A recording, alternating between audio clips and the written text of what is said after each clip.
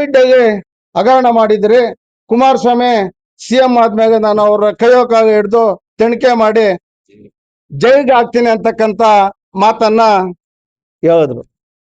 ನೇರವಾಗಿ ಇವತ್ತು ಕಾಂಗ್ರೆಸ್ನವರು ಇವತ್ತು ಸಿಎಂ ಆಗಿರ್ಬೋದು, ಅನೇಕ ಮಂತ್ರಿ ಹಿರಿಯ ನಾಯಕರು ತನಿಖೆ ಮಾಡಿಸ್ತೀವಿ, ಅದು ಮಾಡಿಸ್ತೀವಿ, ಇದು ಮಾಡಿಸ್ತೀವಿ ಅಂತಕ್ಕಂಥ ಭಾಷಣಗಳನ್ನ ಮಾಡಿದ್ರು. ಅದೇ ರೀತಿ ಸರ್ಕಾರ ಬಂತು, ಒಬ್ಬ ನ್ಯಾಯಾಧೀಶರನ್ನ ನೇಮಕ ಮಾಡಿದ್ರಿ ಎನ್ಕ್ವೈರಿ ಮಾಡೋದಿಕ್ಕಾಗಿ. ಎನ್ಕ್ವೈರಿ ಮಾಡಿದ್ರು.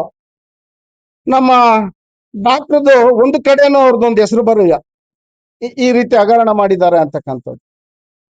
ನಮ್ಮ ಡಾಕ್ಟ್ರೇ ಪ್ರತಿಗೋಷ್ಠಿಯನ್ನ ಮಾಡಿ ಸುಮಾರು 4-5 ಸಾರಿ ಮುಖ್ಯಮಂತ್ರಿಗೆ ನೇರವಾಗಿ ಸವಾಲನ್ನ ಹಾಕಿದ್ರು.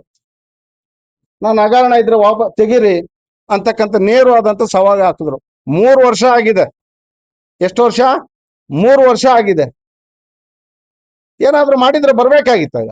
ಸರ್ಕಾರ ಕಣ್ಮುಚ್ಕೊಂಡು ಕೂತಿದ್ಯಾ? ಈ ರೀತಿ ರವಣ ಇವಾಗೇ ಏನು ಮಾಡಕ್ಕಾಗಿ. ಇನ್ನು ನೀವು ಕುಮಾರಸ್ವಾಮಿ ಮುಖ್ಯಮಂತ್ರಿ ಆಗೋದು ಯಾವಾಗ, ನೀವು ತನಿಖೆ ಮಾಡೋದು ಯಾವಾಗ?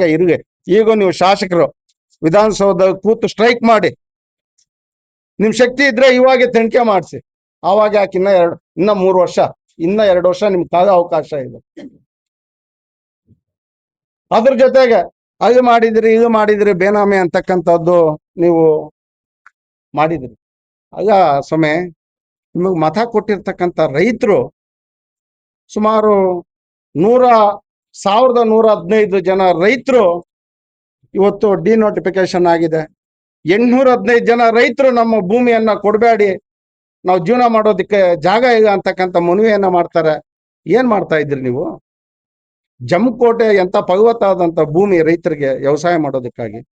ಸರ್ಕಾರಿ ಜಮೀನು, ಈಗ ಬರಡು ಪ್ರದೇಶನೋ ಇಂಥ ಕಡೆ ಇದ್ರೆ ಹೋಗಿ ನೀವು ಕಾರ್ಖಾನೆಗಳನ್ನ ತೆಗೀರಿ, ನಮ್ದೇನು ಅಭ್ಯಂತರ ಈಗ.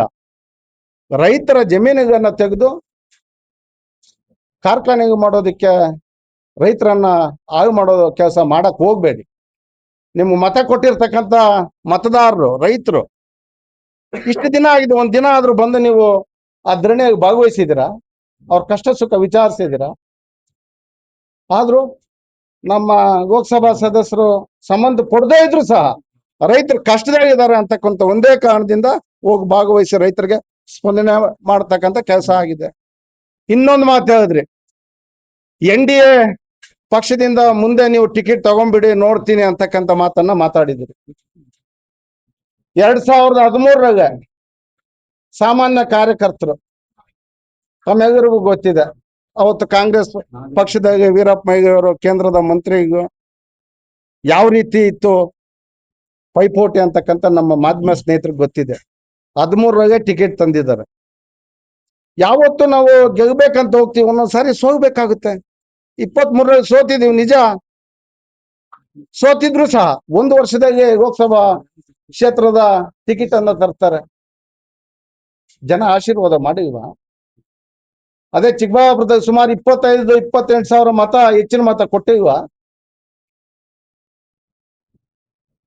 ಆ ರೀತಿ ನಿಮ್ಮನ್ ಕೇಳಿ ಟಿಕೆಟ್ ತರ್ತಕ್ಕಂಥ ಪರಿಸ್ಥಿತಿ ಅವ್ರಿಗೀಗ.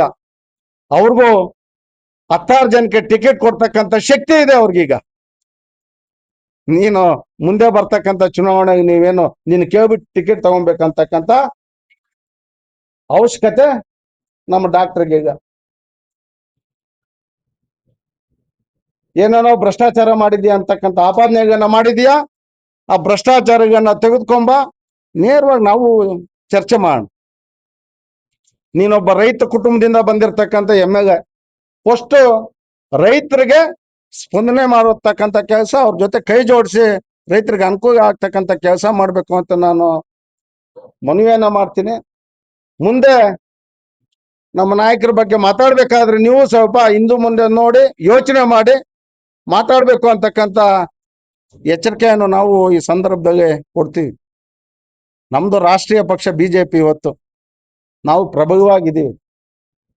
ಆದ್ರಿಂದ ಟಿಕೆಟ್ ಕೊಡ್ಸೋದು ಇನ್ನೊಂದು ಮತ್ತೊಂದು ಬಿಡಿ. ಅವ್ರಿಗೂ 16 ಜನಕ್ಕೆ ಟಿಕೆಟ್ ಕೊಡ್ತಕ್ಕಂಥ ಶಕ್ತಿ ಅವ್ರಿಗಿದೆ. ಅವ್ರ ಟಿಕೆಟ್ಗಾಗಿ ನಿಮ್ಮ ಮನೆ ಬಾಗಿಲಿಗೆ ಏನ್ ಬರಾಗ ಇದು ಬರ್ದಿಟ್ಕೊಡ್ರಿ. ಯಾವತ್ತು ನಿಮ್ಮನ್ನ ಕೇಳೋದೇ ಇಲ್ಲ, ನಂಗೆ ಟಿಕೆಟ್ ಕೊಡ್ಸಪ್ಪ ರೇವಣ್ಣ ಅಂತ ನಿಮ್ಮ ಹತ್ರ ಏನ್ ಬರೋದಿಲ್ಲ.